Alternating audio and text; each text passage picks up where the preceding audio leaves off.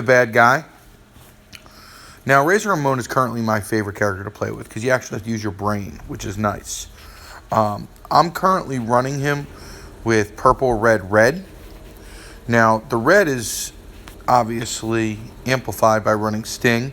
So on turn 2, it will be ready. Right now, I'm running Big Show. When I get the Honky Tonk Man, Big Show is going to come off him. And based upon my testing, by the time I do the finisher, there's roughly on average about 10 silent gems, which allows us to put Corporate Kane on him and actually will enhance the finisher more than putting Big Show. But you can run Big Show, and what's nice about Razor is you can run all different kinds of moves on him, and I'm going to do that here for you guys, and you'll be able to see different ways to run him whenever they release him again. You're not absolutely pigeonholed into running Sting. So let's take a look what we got to work with here. So we're going to go to Versus here, as I normally do. And we're going to see what top competition we can run against. Okay, so we have a Baylor. Let's run against the Baylor. And what we're going to do is, unfortunately, there is the class bonus here. But you know what? Just to show his effect, let's face a weaker opponent right now. Let's run him against Brock first. Brock is not a turn 2 guy, really. He's not considered one of the top 4 or 5 characters in the game. So this will allow us to really show how to work Razor and give us a little bit of a benefit in the event that things don't work out the way we like. Okay, so now what we have is we know we have in our back pocket here a submission. So really what we want to do is we want to get as many purples as we can, because that's what we need for the finisher. And then we kind of keep in our back pocket the trap gems and the submissions in the event that the opponent gets a charged move. So we got 4 purples right off the bat. Now the computer goes with the yellow, picks up his black. And now this is the situation I was speaking of, where we're in a bit of a trouble here. So let's take a look. So he's going to change the blue into red, which is not going to be catastrophic for us. It sounds crazy, but let's let him do his move instead of draining it down, because we are in a race to get purple. So I'm going to take this purple knowing I'm going to get hit with this move.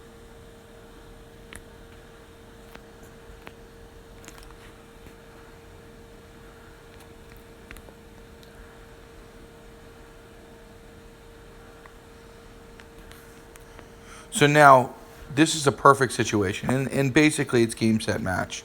There's no way we can lose at this point, and that's what's nice about Razor. Now, the strategy here is you want to lay the trap gems first. Why do you want to lay the trap gems first? Because they're going to break them during the 5-turn submission. So part of the strategy further in laying the trap gems is where do we want to lay them? Because 1, we want the computer to break the gems, and 2, you got to remember that they have to have matches. So what we want is let's get rid of the black gems and let's get rid of the red gems. So we're going to put them here and here.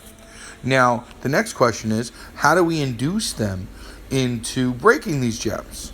So with the submission, it's a 5-turn submission. We have 4 submission gems. The submission gems, if they're not broken, 1, become a silent gem. 2, obviously we want to induce the computer to break the trap gems. So what we're going to do here is, without suiciding, as I would call it, suiciding meaning on the right side, you can see I could put a submission on the match with that trap gem. I'm just going to put it down here. And then as well, I'm going to put on another red. We're going to put it over on a black gem here. And let's put it on this red gem up here. They turn into silent gems. So you want to put them on gems that could be useful for the computer. So as you can see, boom, right away he breaks it. And then he breaks it again. Now, as you can see, they're going to break some of our silent gems, which is unfortunate and is really part of the reason why I don't think Jinder is a real great option to put on Razor. There are other trap gem guys that he'd be more effective. So here we are. At the end of the day, we're going to lay the Razor's Edge here. And we have 1, 2, 3, 4, 5, 6, 7, 8, 9, 10, 11, 12, 13, 14, 15. So if we were facing an opponent with a lot more stamina, let's say like a showboat, like a Roddy Piper, that's 15 plus. You're looking at about 34. This would be about a 56K finisher, as it stands.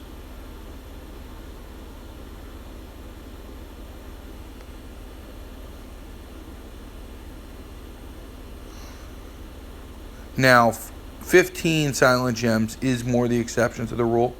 As I indicated, usually it's about 10.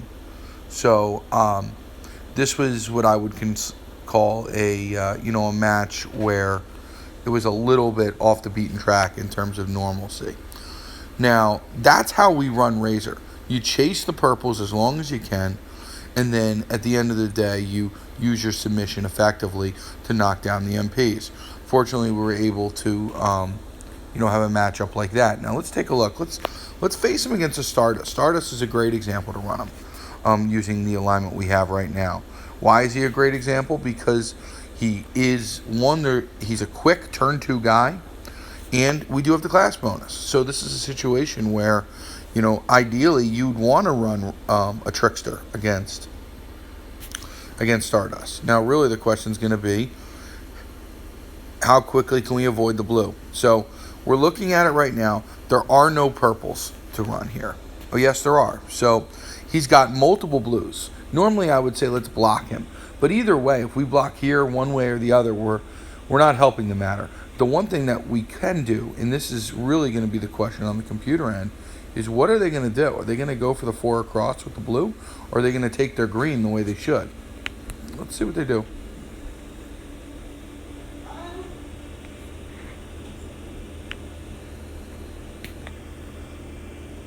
So that's where we are at this point. And we're going to take a look. He's got his blue, unfortunately, and we got to lay it right away. So how do we do it? We're going to, again, we want them to break some of these as quick as we possibly can. So we're going to lay it on the yellow here, because what I'm going to end up doing is I'm going to use that blue below, certainly to wipe out. Additionally, let's put it on the other yellow here. See, both of these will hopefully insinuate the computer to break. So we're going to use it there because, again, they become silent gems after. This one's kind of hanging out. We'll use him, and we'll also put another green to emphasize the fact that we want them to ideally not only break that yellow that's a trap gem, but break the blue that will be set up right after it. And there it is. Okay, so we got a few out here. They're going to chase us down. It's okay if we lose some of these submission gems. And here he is.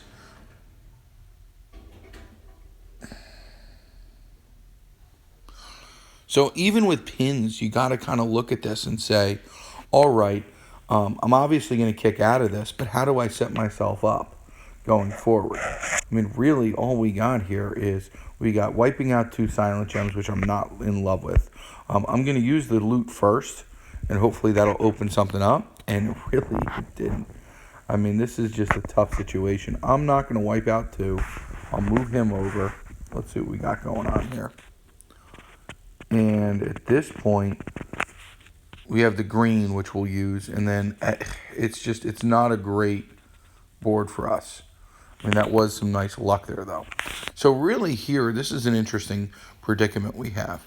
At this point, we're at a 6 charge. So what we know is that even if I get these purple matches, then we're still 1 turn away. So we want to get that red in there too. Why do we want to get there? So he's all charged, I'm all charged, and this is not going to be a good situation, no matter what, with the blue. Really, we're just hoping that we can kick out of what will be a massive destruction. He's going to change red, so I mean, all I'm going to do is try to play defensive here, and I'm going to block that red, and we'll see what happens.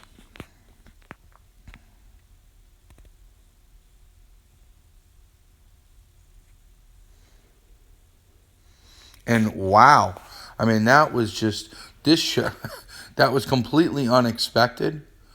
And to win in such a manner like that, I mean, if ever there was an infomercial as to why you don't necessarily want text, I mean, you just saw it right there. Um, Completely unexpected. I'm almost laughing here, but I'm trying not to. But it really shows you, gosh darn it to heck, what we're dealing with here. But as you can see, we were in a situation with a 90 health. Chances are we would have been able to kick out of what we had to deal with. Now, this next, I'm going to show you another alignment that could work.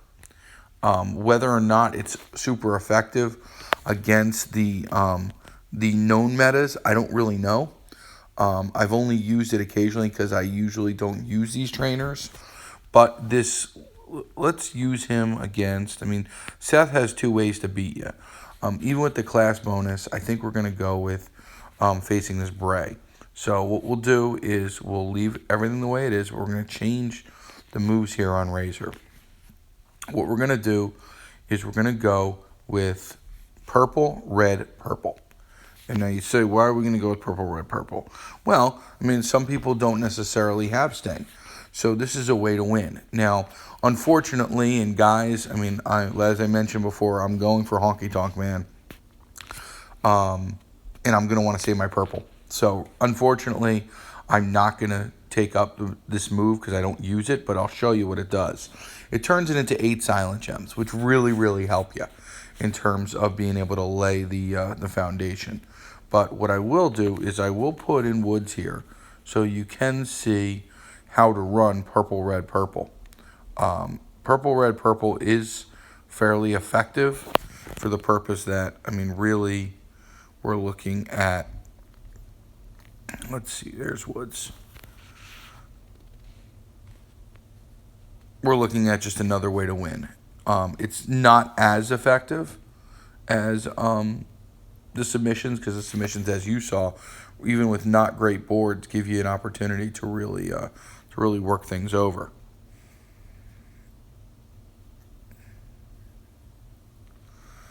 So here, what we're going to want to do is first, we're chasing the same thing. So what we're going to do is we're going to go, there's no purple match, so we go to the red match. And Bray doesn't have a red match either. So no purples, no reds. What do we do? All right. So we know we have our submission coming. I'm going to see if I can set something up, but it doesn't even really look like we got anything to work with here. So I want to make sure I don't set up a red match, which is what I just did there. So, all right. So at this point, the purple moves, still no purple match. At this, he's further here, where we're looking at 6, 9, 8. He's still at least one move away. I can pick up a purple gem, and I'm not in danger of getting hit by a combo. So we'll do that now, and we're going to, again, as I spoke before, we're going to try to keep in our back pocket the submission. And the silent move. The silent move is going to be used as 6 silent gems. Are going to be used, obviously, for the finisher. So running the wood setup, you want to hold it.